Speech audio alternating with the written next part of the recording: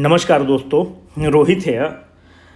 आज जो हम लोग एनालिसिस करने वाले हैं कि जो बिहार का जो टीचर का एग्ज़ाम हुआ है, जिसको टीआरई बोलते हैं, उन्होंने इतना स्टैंडर्ड क्वेश्चन पूछा है कि ट्रस्ट मी दिस चेयरमैन, एक कहावत है कि you can not demand respect, you can command respect. This chairman is commanding respect from the serious candidates in the sense that जो लेवल ऑफ द क्वेश्चन पूछा गया है वो आउटस्टैंडिंग लेवल का क्वेश्चंस है। The questions has been cherry picked from the NCERT. और कुछ जो एस्पिरेंट है इसका विरोध कर रहे हैं, पर that is a futile exercise. You can not dictate the commission what to ask, from where to ask.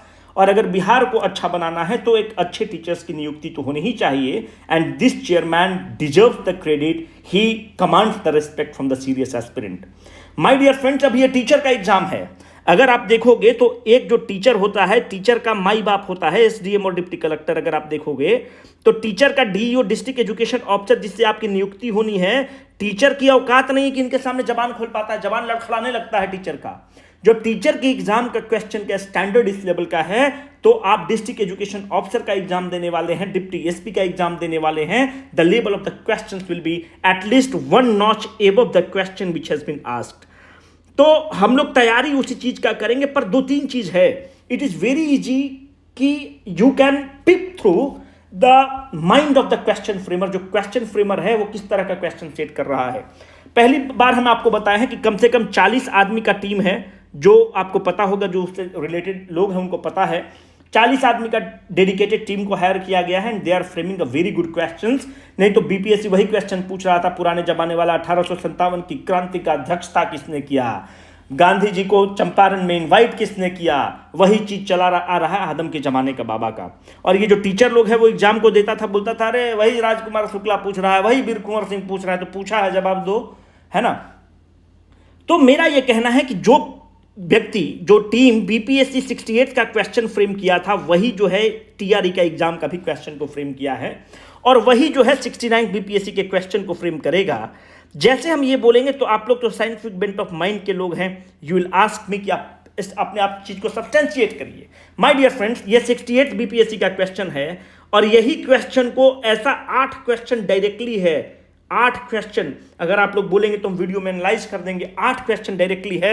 ये टीचर का एग्जाम का क्वेश्चन है जो अभी कंडक्ट किया बीपीएससी। आप इस क्वेश्चन और इस क्वेश्चन को देखो, डिटो एक क्वेश्चन है, but he is playing very smartly with the options. यहां पर देखो, यहां पे दिख रहा है photo emissive cell, photo emitter, kind of same है, पर he is twisting the words also, direct cut copy paste नहीं कर रहा है। तो ये चीज तो सब्सटेंशिएट कर दिया कि 8 क्वेश्चन डायरेक्टली 68 बीपीएससी से है। इसका मतलब कि सेम बोर्ड, सेम जो एग्जामिनेशन का जो क्वेश्चन फ्रेमिंग बोर्ड है वो सेम है। जब सेम है तो अभी बस 2-4 दिन पहले एग्जाम हुआ है, तो it is very easy to gauge, to look into the mind of the question framer कि वो किस एरिया से करंट का क्वेश्चन पूछेगा, क्योंकि current has become very dicey. पिछली बार आप लोग बहुत उसको मिस किए। अब आप देखो कि कैसे कैसे क्या करना है। जैसे क्वेश्चन पूछा है टीचर वाले एग्जाम में कि विच of the following has got a GI tag in Bihar. 54 भर का सवाल है। बासमती राइस, चंदेरी साड़ी, मगहिया पान। मगही पान नवादा वगैरह बेल्ट में, जो हम लोग मगह वाला बेल्ट है, औरंगाबाद गए, यहाँ पे मगहिया पान चलता है। अगर आप देखोगे तो यहां से और क्या क्वेश्चंस बनता है, let us look into the mind. यहां से एक नॉच ऊपर का क्वेश्चन वो बनाएगा। तो पहला क्वेश्चन ये बनता है कि बिहार से कितने प्रोडक्ट को जीआई टैग मिला है। 15 प्रोडक्ट को जीआई टैग मिला है। 14वां प्रोडक्ट कौन था? फॉक्सनट था, अंग्रेजी मीडियम, फैंसी मीडियम। फॉक्सनट मतलब क्या होता है? इसको ब्लैक डायमंड भी बोलते हो, मिथिला मखाना, है ना, बहुत हेल्दी है। Makhana is a good source of protein my dear friends. 15वां किसको मिला है? 15वां जो मिला है वेस्ट चंपारण का है। उसका क्या नाम है? आप उसका नाम, क्वेश्चन नंबर 1 आपका यहीं पर हो गया। हम आपको पहले भी बता रखे हैं वो कौन सा बेल्ट में है, नरकटियागंज वगैरह के बेल्ट से मिल रहा है। ठीक है, तो नरकटियागंज वेस्ट चंपारण का है। वो जो राइस है, अब आपको इतना तक हिंट दे रहे हैं, वो जो राइस है जब आप उसका चूड़ा बनाते हैं तो इट इज गिव्स द, इसका इतना एरोमा होता है, इतना एरोमेटिक है कि इतना इसे अच्छा सुगंध आता है कि it gives you the feel of popcorn. Popcorn आप अपने स्वीटू मीठू के साथ जो बैठ के आइनॉक्स और पीवीआर में खाते हैं, पॉपकॉर्न का स्वाद दे देता है, इतना एरोमेटिक राइस है। तो आप क्वेश्चन नंबर 1 का उत्तर आप कमेंट सेक्शन में देंगे कि 15वां जीआई टैग किस राइस को मिला है। अगर आप नहीं देंगे तो हमसे उम्मीद मत करिए। सिंपल सी बात है कि अगर आपको टाइप करने में दिक्कत हो रही है तो फिर हमको भी डंडी मारने में हम एक्सपर्ट है, 2 मिनट के अंदर डंडी मार देंगे। आप कमेंट में क्वेश्चन नंबर 1 लिखेंगे, अभी ऊपर हम आपको क्वेश्चन नंबर 2 भी देंगे कि क्वेश्चन नंबर 1 का उत्तर ये, क्वेश्चन नंबर 2 का उत्तर ये, नहीं दोगे तो श्राप दे देंगे तुम लोग को, समझ रहे हो ना। तो ध्यान रखना। तो 15 जीआई टैग मिला है। अगला यहां से एक नॉट ये बनता है कि जीआई टैग का मतलब क्या होता है, geographical indication tag. Geographical indication मतलब क्या होता है कि उस प्रोडक्ट की जो खासियत है उसके लोकेशन के कारण है, उसके ज्योग्राफी के कारण है, क्लाइमेटिक वातावरण के कारण है। मिथिला मखाना मिथिला का ही फेमस है, औरंगाबाद का फेमस नहीं हो सकता है। तो ज्योग्राफिकल इंडिकेशन जो है यह ट्रिप्स एग्रीमेंट के तहत भारत साइन करता है, और जो ज्योग्राफिकल इंडिकेशन है उसके लिए भारत सरकार एक एक्ट लाती है जिसका नाम है ज्योग्राफिकल इंडिकेशन रजिस्ट्रेशन एक्ट 1999। अगला क्वेश्चन बनता है कि जीआई टैग किसका हेडक्वार्टर कहां है। तो जीआई टैग का हेडक्वार्टर है चेन्नई, अर्स्ट्राइल मद्रास। जीआई टैग जो है किस मिनिस्ट्री के अंदर आता है, तो मिनिस्ट्री ऑफ कॉमर्स जो है इसको रेगुलेट करता है। मिनिस्ट्री ऑफ कॉमर्स के अंदर का बॉडी है जीआई टैग। अब हम एक कदम और आगे बढ़ते हैं, 2 कदम पर बढ़ते हैं। जीआई टैग क्या सर्विस के आइटम को मिलता है? अगर आप साइंटिफिक बेंड ऑफ माइंड के हैं तो आप ये सोच सकते हैं सर्विस के आइटम को मिलता है। कभी सुनो है कुछ सर्विस के आइटम को मिलता है? जीआई टैग केवल गुड्स को मिलता है, सर्विस के आइटम को नहीं मिलता है। It is only given for the goods. My dear friend, GI tag कितने साल का मिलता है? अगर एक बार आपने मिथिला मखाना को कर लिया तो 10 साल तक आप निश्चिंत रहिए, पर 10 साल जैसे आपका एक्सपायर होगा you need to renew it again for 10 years. तो these are the probable questions which you can expect in your 69 BPSC। इससे बाहर एक क्वेश्चन नहीं आएगा। तो इजी क्वेश्चन है, we need to move one step ahead, क्योंकि टीचर लोग को हम लोग को भाई रेगुलेट करना है, तो लोग से तो एक कदम आगे का ही क्वेश्चन पूछेगा। अब देखो, अगर नहीं बताओगे तो हमको दुख होगा। क्वेश्चन नंबर 2 तुम्हारा ये है, इसका उत्तर बताओ कमेंट सेक्शन में। नहीं बताओगे तो देखो तुम्हारे लिए मीम बना हुआ है, भाई बताना, भाई बताना तो पड़ेगा। अगर नहीं बताओगे तो अक्षय कुमार भी अब भारतीय नागरिक हो गया, श्राप तुमको देगा और हम तो श्राप देंगे ही। Which of the following product has not got the GI tag from Bihar? GI tag किसको नहीं मिला है? ठीक है, तिलकुट को, गया वाला, खुरमा को, बालूशाही को, मोर देन वन, नन। आपको पता है कि अब 4 ऑप्शन कर दिया गया है, तो अब फिर से रिपीट कर रहे हैं। क्वेश्चन नंबर 1 उत्तर, क्वेश्चन नंबर 2 उत्तर। नहीं दिए कमेंट सेक्शन में तुम्हारा एक कमेंट का रिप्लाई नहीं देंगे कि फलाना पर बना दीजिए, चिलाना पर बना दीजिए, क्योंकि तीसरा वीडियो में हम सोचे हैं कि पूरा एनालिसिस करके तुम लोग को दे दे कि कहां से क्वेश्चंस पूछ रहा है।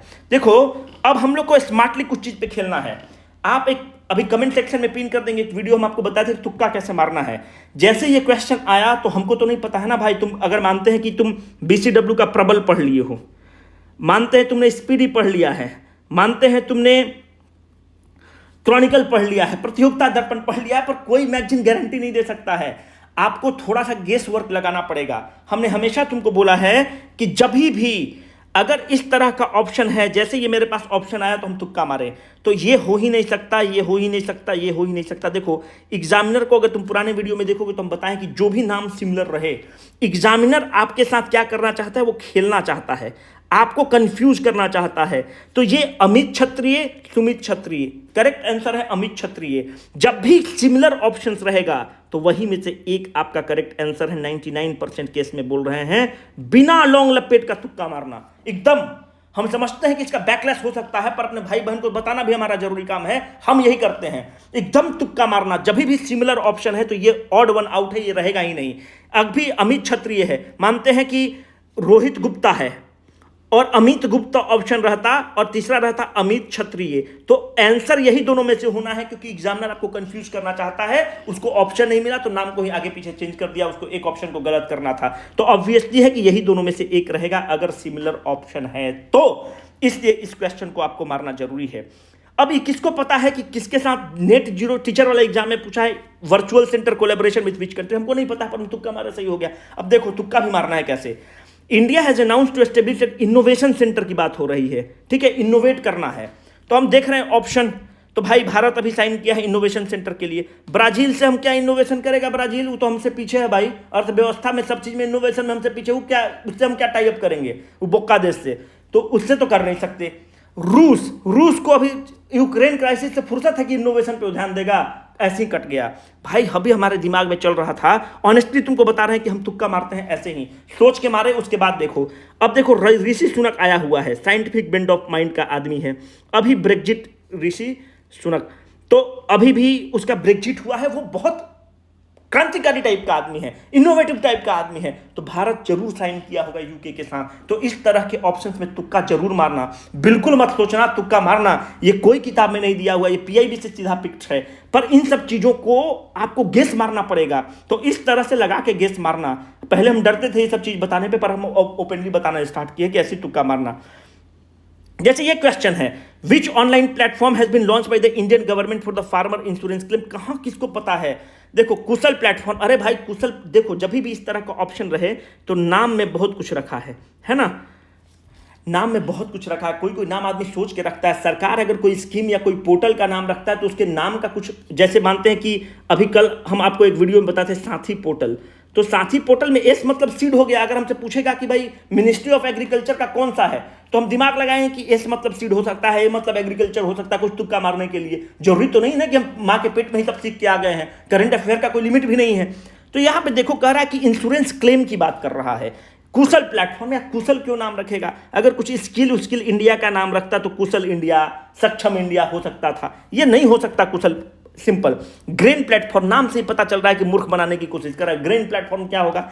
इंश्योरेंस क्लेम की बात हो रही है, यहाँ पे डीजी क्लेम की बात हो रही है। इसका मतलब कि यही इसका करेक्ट आंसर है, और ऐसे ही तुक्का मारो यही इसका करेक्ट आंसर है। तो इस तरह से आपको दिमाग को यूज करना है, रिस्क लेने में मत डरो। पर इस रिस्क लेने की एबिलिटी को तुम टेस्ट कहां करो? सीधा एग्जाम में जाके टेस्ट मत करना और फिर आके हमको गाली देना स्टार्ट करना कि आप हमको डुबा दिए। जो भी टेस्ट पेपर पर तुमको भरोसा है, अगर बीसीडब्ल्यू के टेस्ट पेपर पर भरोसा है तो वहां पर जरूर इस्तेमाल करना। हम लोग उस तरह का ऑप्शन जरूर फ्रेम करते हैं। अगर मानते हैं कि एक्स पर है, वाई पर है, जेड पर है, लैम्डा पर है, तो वहां जाकर इन सब ट्रिक्स को जरूर इस्तेमाल कर लेना। क्वेश्चन को छोड़ना मत, इस्तेमाल कर लो, तुमको एक थॉट प्रोसेस मिलेगा। जैसे देखो, in which district of the Bihar the first floating solar power plant has been built. पिछली बार आपसे पूछ लिया कि कौन गांव में है ना, कि किस गांव में है, दरभंगा का कौन सा एरिया में, मोहल्ला में है। इसका करेक्ट आंसर दरभंगा में है। पर एक बहुत बड़ा इवेंट है जहां से क्वेश्चन हमेशा पूछेगा, इस बार भी पूछेगा। हम लोग को अब एक कदम आगे बढ़ना है। देखो फर्स्ट सोलर पावर प्लांट कहां पे है? दरभंगा में है। दरभंगा में बिहार का दूसरा तारामंडल खुल रहा है। ठीक, अब देखो कि जो सोलर पावर प्लांट है उसके केस में दो ऑप्शन यहां से बनता है कि एक कदम क्या आगे बढ़ेगा, कितना मेगावाट का है। तो it is less than 2 megawatt, 1.6 megawatt का है। तो ऑप्शन में इस तरह से रहेगा, तो 2 मेगावाट के आसपास का है। कौन कंपनी बना रही है पूछ सकता है। एनटीपीसी दे देगा, ओएनजीसी दे देगा, पावर ग्रिड दे देगा। तो एक प्राइवेट कंपनी है जिसका नाम है अवाडा। ठीक है, अब इससे ज्यादा नहीं तुमसे पूछेगा। अवाडा कंपनी है वो उसको बना रही है। एक कदम आगे, ये जो सोलर बना रहा है तो इसको कुछ ना कुछ सब्सिडी मिला होगा, ये पावर को कुछ ना कुछ बेचता होगा। किसको बेचता है? तो Bihar renewable energy development agency को बेचता है, ब्रेडा को बेचता है। ब्रेडा क्या है? एक स्टैट्यूटरी बॉडी है। कैसा बॉडी है? ब्रेडा एक सोसाइटी के रूप में रजिस्टर्ड है। कहां पर सोसाइटी के रूप में रजिस्टर्ड है? सोसाइटी रजिस्ट्रेशन एक्ट 1860 जो है उसके तहत सोसाइटी के रूप में रजिस्टर्ड है। कब ब्रेडा बना है? 1987 में ब्रेडा बना है। अब दरभंगा वाला से कोई भी क्वेश्चन आपसे नहीं छूटेगा, सारा इसका 2 कदम हम लोग आगे अब कवर कर चुके हैं। पर हम लोग एक कदम और आगे बढ़ते हैं। अगर हम और वो आगे पूछता है तो जो सौर ऊर्जा है वो कैसा ऊर्जा है? रिन्यूएबल एनर्जी है, अक्षय ऊर्जा है। रिन्यूएबल एनर्जी के कौन कौन से उदाहरण हैं? विंड रिन्यूएबल एनर्जी का उदाहरण है, सोलर रिन्यूएबल एनर्जी का उदाहरण है, बायोमास रिन्यूएबल एनर्जी का उदाहरण है, जियोथर्मल एनर्जी रिन्यूएबल एनर्जी का उदाहरण है, हाइडल पावर रिन्यूएबल एनर्जी का उदाहरण है। ये सारे सब टाइडल पावर है, रिन्यूएबल अक्षय ऊर्जा का उदाहरण है। Fossil fuel non renewable energy का उदाहरण है, क्योंकि एक बार वो खत्म हो गया तो हमेशा के लिए खत्म हो गया। तो इन चीजों को ध्यान रखना। एक कदम और आगे देखो, मिनिस्ट्री ऑफ रिन्यूएबल एनर्जी के हिसाब से विश्व में हम लोग 3rd लार्जेस्ट रिन्यूएबल एनर्जी के प्रोड्यूसर हैं। अगर हम लोग 100 मेगावाट एनर्जी को प्रोड्यूस करते हैं तो उसमें से 40 मेगावाट मतलब 40% जो एनर्जी हमारा है वह रिन्यूएबल एनर्जी के थ्रू है, जो कि एक बहुत ही रिस्पेक्टेबल स्टेप है, बहुत ही प्रशंसनीय स्टेप है। इससे ज्यादा बीपीएससी की अब औकात नहीं है कि आपसे पूछ सकता है। अब हम चौथा कदम आगे बढ़ने की कोशिश करते हैं कि क्या वो आगे बढ़ सकता है। आप देखिए कि प्रधानमंत्री जी गए थे तो उन्होंने नेट जीरो एमिशन बाई 2070 की बात करी। नेट जीरो एमिशन 2070 की उन्होंने बात कहां करी? COP 26 में उन्होंने बात करी। COP 26 कहां हुआ है? ग्लासगो में हुआ है, ठीक है। COP 27 कहां हुआ है? इजिप्ट में हुआ है। COP 28 कहां होगा? अब आप हमको कमेंट सेक्शन में अगर नहीं बताओगे तो देखो हम सल्फात जबरदस्ती चटाएंगे।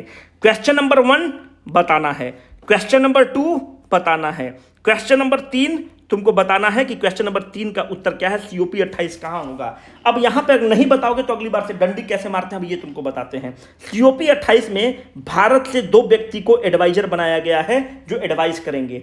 एक मुकेश अंबानी को बनाया गया है और एक डाउन टू अर्थ वाली सुनीता नारायण है, उनको बनाया गया है, ठीक है। COP 28 में एडवाइजरी में भारत से मात्र 2 लोग हैं, मुकेश अंबानी रिलायंस वाले और सुनीता नारायण जो डाउन टू अर्थ वगैरह में जो काम करती हैं, बहुत बड़े इन्वायरमेंटलिस्ट हैं, उनको ऐड किया गया है। तीनों क्वेश्चन का उत्तर खटाखट कमेंट बॉक्स में टाइप करो, नहीं टाइप करोगे तो अगली बार से डंडी मारेंगे तो मत बताना।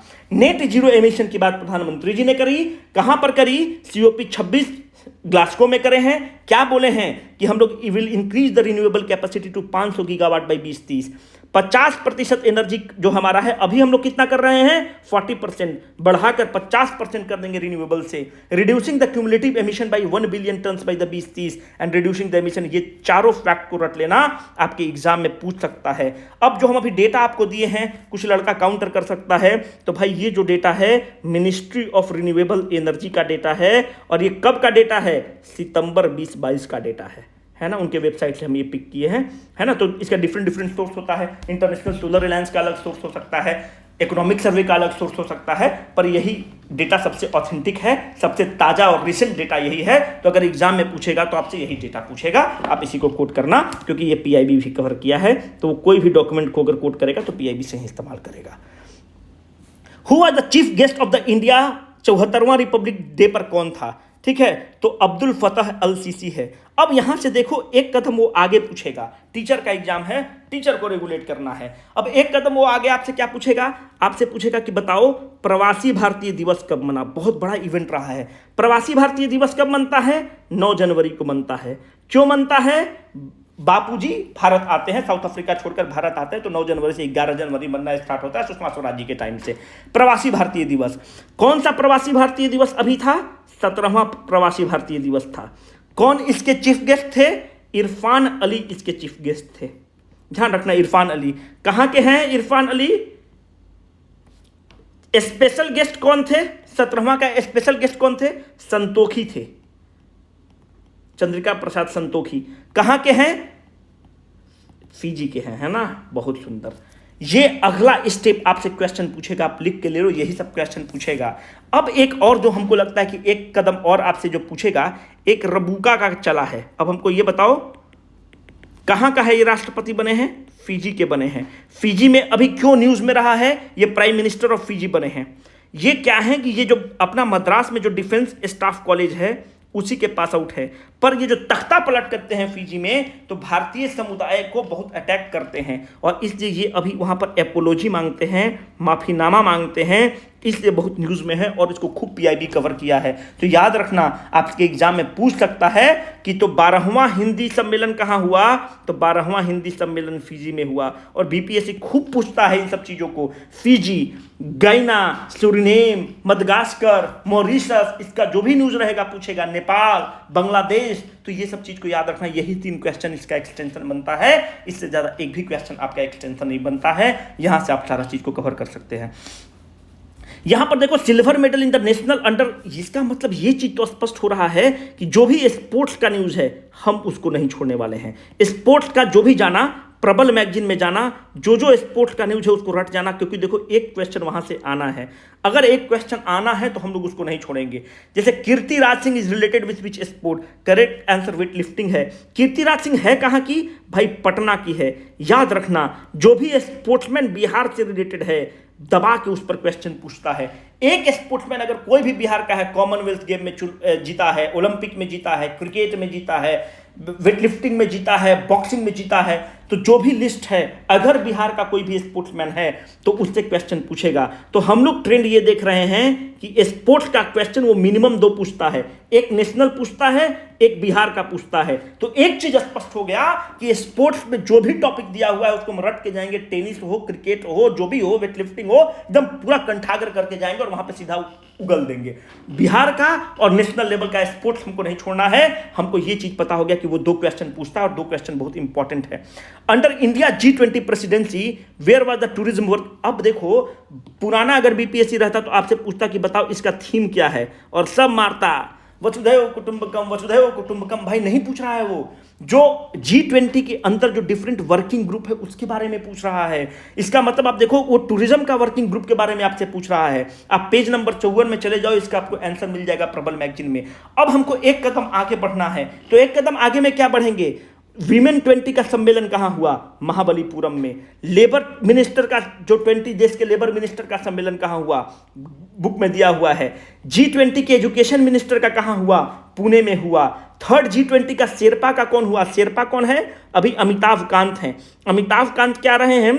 फॉर्मर सीईओ नीति आयोग रहे हैं, आईएएस ऑफिसर हैं, मोदी के बहुत ही क्लोज कॉन्फिडेंट हैं। शेरपा का मतलब क्या है? यही होल इन सोल हैं, सब सर करता धरता यही है। G20 का कुछ भी है तो प्रधानमंत्री सीधे अमिताभ कांत को फोन करते हैं। दिन में 2 बैठक मिनिमम अमिताभ कांत के साथ प्रधानमंत्री की होती होगी, है ना, क्योंकि पूरा G20 का भाई बाइडेन आने वाला है, समझ रहे हो। तो सारा करता धरता अमिताभ कांत हैं। तो G20 के शेरपास की क्या हुई है? हम्पी। जो भी 20 देश है वहां का प्राइम मिनिस्टर को इतना फुर्सत थोड़ी है, एक आदमी को डिप्यूट कर दिया है कि यही आदमी G20 का देखरेख करेगा। तो उन सब शेरपास की बैठक हम्पी में हुई है। थिंक 20 की बैठक मैसूरू में। अर्बन 20 मतलब जो मेयर्स की बैठक गांधीनगर में। यूथ की बैठक गुवाहाटी में।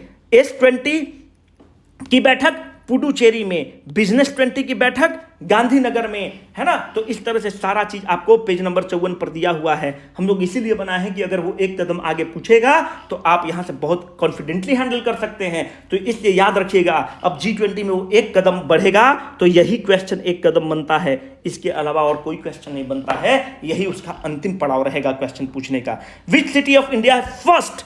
देखो, आप किताब में जाना, कोई भी मैगजीन पढ़ते हो, वहां पे इंडिया में जो भी फर्स्ट है वहां से क्वेश्चन एक भी मत उसका पेज छोड़ना। वर्ल्ड में जो फर्स्ट है वहां पे एक भी क्वेश्चन मत छोड़ना। डायरेक्ट क्वेश्चन पूछ रहा है तो इसका मतलब कि इंडिया फर्स्ट, वर्ल्ड फर्स्ट हमेशा क्वेश्चन पूछ रहा है। स्पोर्ट्स को खूब ध्यान से करना, वहां से 2 क्वेश्चन पूछ रहा है।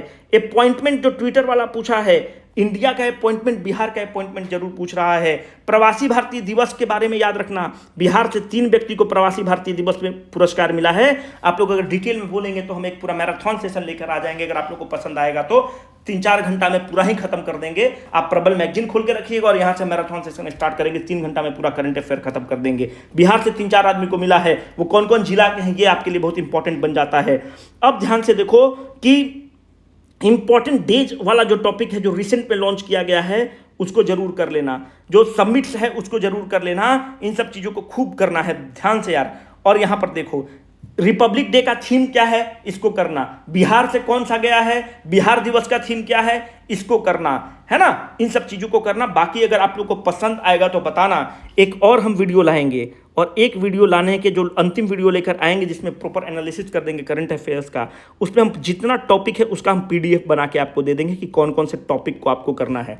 और उन टॉपिक को पहले PDF बना के आपके सामने समक्ष प्रस्तुत कर देंगे कि देखो यहाँ से क्वेश्चन पूछा है, और उन टॉपिक का मैराथन सेशन बना देंगे अगर आप लोग को पसंद आएगा तो। उसके लिए आपको क्या करना है, जो 3 क्वेश्चन दिए हैं, क्वेश्चन नंबर 1, 2, 3, थोड़ा तुम भी मेहनत करो यार। हम थोड़ी कह रहे हैं कि लाइक करो, शेयर करो, सब्सक्राइब करो, नहीं बोल रहे ना। कम से कम 3 क्वेश्चन का कमेंट बॉक्स में 1, 2, 3 करके मेहनत करो। नहीं तो फिर भाई हम भी नहीं बनाएंगे, हमको भी मेहनत पड़ता है। सिंपल सी बात। हम कुछ अपना जो इनोवेटिव तरीका है जिसको तुक्का मारने के लिए आपको बताएं वो भी लिए, इसलिए इन क्वेश्चंस को लिए हैं। बाकी पसंद आया तो ठीक, नहीं आएगा तो कमेंट में बताइए कि क्या सुधार किया जा सकता है। Signing off for the day, Rohit.